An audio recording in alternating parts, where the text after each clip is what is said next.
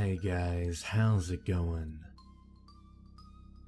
This is Natenator.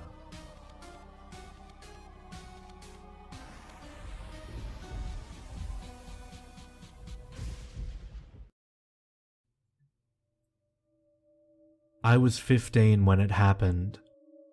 My sister was 5.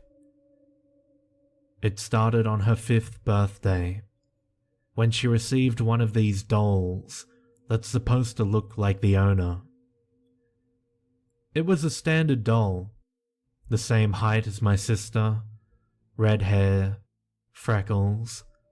It even came with an outfit matching its own for my sister. The only out of the ordinary part were its eyes. My sister had very strange eyes, blue with flecks of brown near the pupil. I used to tease her that they looked like toilet bowls with poop floating in them.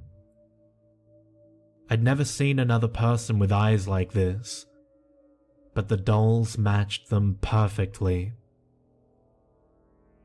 I don't recall who gave her the doll, but I thought whoever it was had taken the time to repaint the eyes as a special touch. After she opened gifts, my sister and her friends began running around, dressing up, the usual little kid stuff. I, not wanting to get stuck babysitting, snuck off to my room and shut the door. I was immersed in a scary story I was reading when I heard the door creak open. Naturally, and considering what I was reading, I flipped my shit and turned around as fast as I could. Sitting nudged between the mostly shut door and the frame was my sister's doll.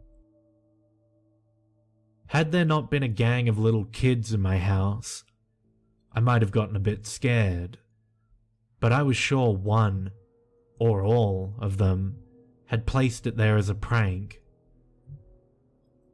I brought the doll back downstairs, and that was the last I heard of it for a few months, save for my sister's stories and packing it around with her constantly. 2 months later, things got weird. My sister ran downstairs one day, screaming that her doll was being mean to her. Knowing it was just her imagination, but no one wanting to upset her, I firmly reprimanded the doll in front of her, then put it on the top shelf of my sister's closet. She seemed satisfied that justice had been served, and I was a bit glad not to see that thing around anymore. It was a bit creepy how much it looked like my sister. I thought of the times I'd seen her asleep with it, and wondered if I could even tell the difference in the dark. But that was beside the point, because without mine or my parents' help, the doll would be trapped in the closet, and I certainly wouldn't be taking it down. Later that night, I heard my sister screaming. I ran in the room to see the doll at the foot of her bed.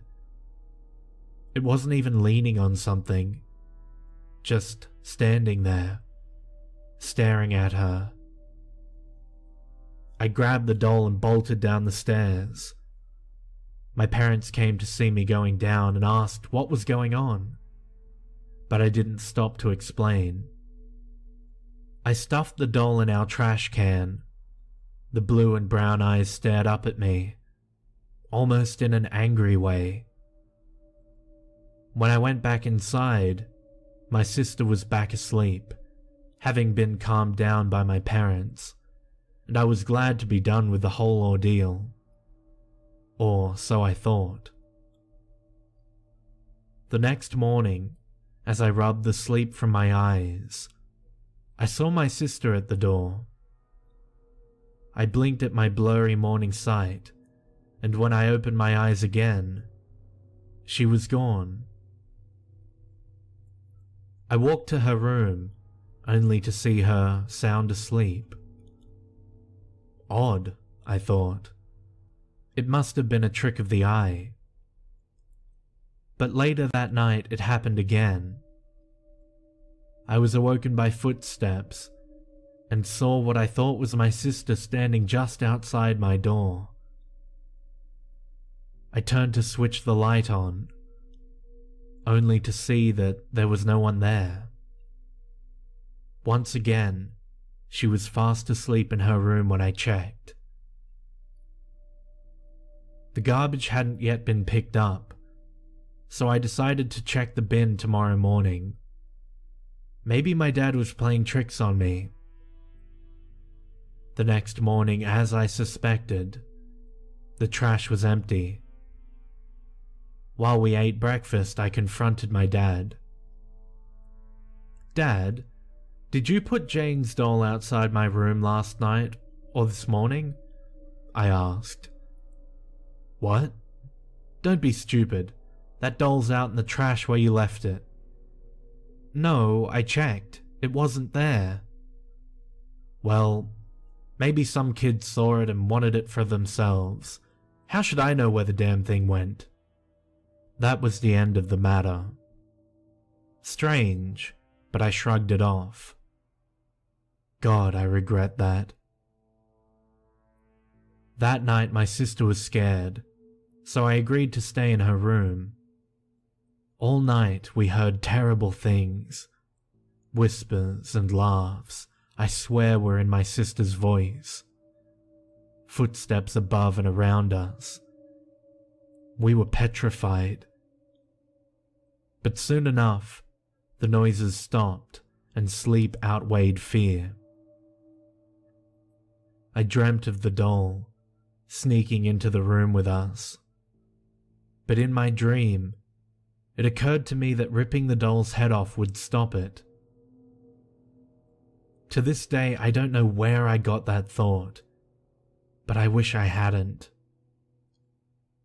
I awoke to see the doll lying next to my sister in her bed, but I thought I knew what I needed to do. I grabbed the doll in the dark and held it down. I remember it felt heavier than I remembered. I grabbed hold of the hair, so lifelike, and pulled as hard as I could. I looked into the doll's eyes. I had to pull harder than I thought to get the head off the doll, and it looked as if there were fear in its eyes.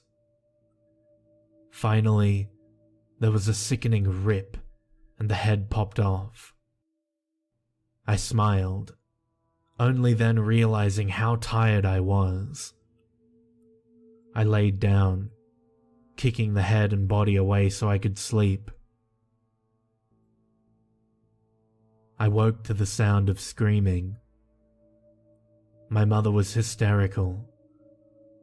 I saw her run into the room, her face covered in tears. I looked around me. I was surrounded by blood. It was on the floor and on my hands. My mother continued to shriek as she held the doll's head close to her chest. Why was she so upset? I'd saved us. Where was all this blood coming from? I looked around, and lying in my sister's bed, I saw the doll.